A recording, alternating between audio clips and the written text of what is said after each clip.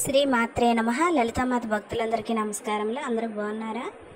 అందరూ లలితా సహస్రనామాలు చదువుతున్నారా?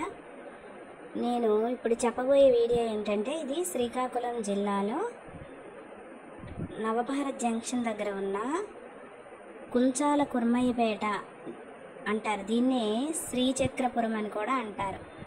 ఈ శ్రీచక్రపురంలో బాలభాస్కర శర్మ అనే ఆలయ అర్చకులు అతను ఏంటంటే 1000 శ్రీచక్రాలు ఇక్కడ స్థాపించారు. అలాగే ఒక పెద్ద శ్రీచక్రం కూడా ఉంటుంది. మరి శ్రీ రాజరాజేశ్వరి అమ్మవారి కోవిలలో ఈ శ్రీచక్రాలు ఉన్నాయి. అయితే ఇక్కడ విశేషం ఏంటంటే, ప్రతి పౌర్ణమికి కూడా ఇక్కడ అమ్మవారికి కుంకుమార్చన చేస్తారు. 1000 మంది మహిళలు ఒకే చోట కూర్చొని కుంకుమార్చన చేసుకునే వీలు కల్పించడానికే ఆలయ పూజారి గారు ఈ సంకల్పం చేశారు. నిజంగా అతని సంకల్పం శ్లాఘనీయం. ఎందుకంటే 1000 శ్రీచక్రాలు ఒకే చోట ప్రతిష్ఠించడం అంటే అది సర్వసామాన్యమైన విషయం కాదు. ఆ అమ్మ అనుగ్రహం ఎంతగానో ఉంటే తప్ప ఇటువంటి కార్యక్రమం చేయలేరు. మరి మా శ్రీకాకుళం ప్రజలు చాలా అదృష్టవంతులు. అమ్మవారి శ్రీచక్ర దర్శనమే గొప్ప అనుకుంటే, ఈ శ్రీచక్రాలకి మనం కూర్చొని కుంకుమార్చన చేసుకునే భాగ్యం అమ్మ మనకు కల్పించింది. నిన్నను పౌర్ణమి కదా, మేమందరం కూడా ఆ శ్రీచక్రార్చన చేసుకుందాము, అమ్మవారిని దర్శించుకుందామని వెళ్ళాము. ముందుగా అమ్మవారిని దర్శించుకున్న తర్వాత, అంటే ఈ పౌర్ణమి రోజు కొంచెం రష్గా ఉంటుంది. ఇగోండి చూడండి, దాదాపు 800 to 900 మెంబర్స్ వచ్చి ఉంటారు. 1000 మంది వచ్చినా కూడా అవకాశం ఉంటుంది. అయితే ఇప్పుడు నిన్న మాత్రం ఒక 800-900 వచ్చి ఉంటారని నేను అనుకుంటున్నాను. వైశాఖ పౌర్ణమి కదా, మహిళలందరూ కూడా వచ్చారు. అయితే ఇక్కడ మనము కోవిల్ దగ్గర అరటిపళ్ళు, కొబ్బరికాయలు అన్నీ సెట్ అమ్ముతారు.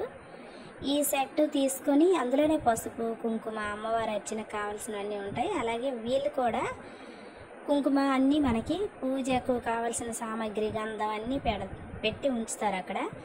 మనం ముందుగా వెళ్ళి మనం ఒక శ్రీచక్రాన్ని ఎంచుకొని అక్కడ పెట్టేసుకుంటే సామాన్లు మనకి ఇంకా ఇబ్బంది ఉండదు. అప్పుడు ఆ సామాన్ల దగ్గర మనం కూర్చొని పూజ 11కి స్టార్ట్ అవుతుంది. ఈలోపు అమ్మ శ్రీచక్రానికి చక్కగా గంధంతో, పసుపు, కుంకుమలతో బొట్లు పెట్టి అలంకరించుకొని, పువ్వులు, కొంతమంది పూల దండలు వేశారు, కొంతమంది వస్త్రాలు సమర్పించారు. ఎవరి ఇష్టానుసారం వాళ్ళు చేస్తారు. ఇలా చేశాక అప్పుడు పంతులు గారు పూజ మొదలు పెడతారు. లలితా సహస్రనామాలు చదువుతూ అమ్మవారికి శ్రీచక్రం పైన మనం కుంకుమార్చన చేస్తాం. ఈ అర్చన అయిపోయాక రాజరాజేశ్వరి అమ్మవారిని దర్శించుకొని మిగతా మహిళలు కొంతమంది ఏం చేస్తారంటే, అక్కడ అన్న సంతర్పణ కూడా జరుగుతుంది, భోజనం కూడా, అన్నదానం జరుగుతుంది, చేయొచ్చు. మనం కూడా అవకాశం ఉంటే అన్నదానానికి డబ్బులు కట్టవచ్చు. దానాలన్నిటిలోకి అన్నదానం గొప్పది. అన్నదానం వల్ల మనకి దరిద్రం, పాపాలు అన్నీ నశించిపోతాయి. ఎందుకంటే దేనికైనా మనిషి చాలు అని అనడు, తృప్తి ఉండదు. మనం ఒక మనిషికి డబ్బులు ఇచ్చినా, బంగారం ఇచ్చినా, ఈ వస్త్రాలు ఇచ్చినా దేనికైనా తృప్తి పడదు. కానీ భోజనం మాత్రం కడుపు నిండిపోతే ఇంకా చాలు అనిపిస్తుంది కదా. అందుకని అన్నదానం దానాలన్నిటిలోకి గొప్పది. ఇక్కడ ప్రతి పౌర్ణమికి అన్నదానం జరుగుతుంది. మనం తీసుకోవాలంటే తీసుకోవచ్చు. కొంతమంది మహిళలు ఇంటికి వెళ్ళిపోతారు. మేమైతే ఇంటికి వచ్చేసాము, అన్నదానంకి ఉండలేదు. కానీ అమ్మవారికి అర్చన చేసుకొని అవ్వండి, పంతులు గారు హారతి ఇస్తున్నారు పెద్ద శ్రీచక్రంకి. అమ్మవారికి ఆ హారతి అందరము అందుకున్నాము.